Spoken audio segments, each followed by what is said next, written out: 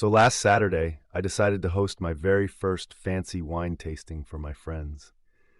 I'd spent the whole week prepping, Googling the difference between tannins and terroir, buying those tiny cheese cubes that cost more per pound than my rent, and practicing how to swirl wine without splashing it all over my shirt.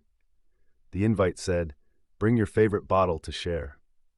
I pictured us swirling glasses, sniffing dramatically, and pretending we could taste something other than grapes. Everything was going smoothly until my friend Dave showed up. Now, Dave's the kind of guy who thinks a sommelier is a French word for someone who pours you more. He waltzed in carrying what can only be described as a cardboard monolith, a 5-liter box of Chateau du Bargan with a spigot and a suspiciously faded label. The room went quiet. Even the brie looked concerned. Dave plopped the box in the center of the table and announced, "Let's get this party started." I tried to salvage the mood. "Okay, Dave, why don't you tell us about the, notes in your wine?"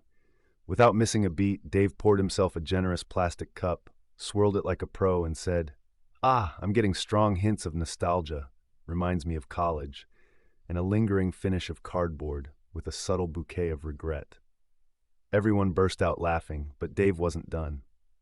He started assigning vintage years to different corners of the box, claiming the bottom left was a particularly oaky 2022.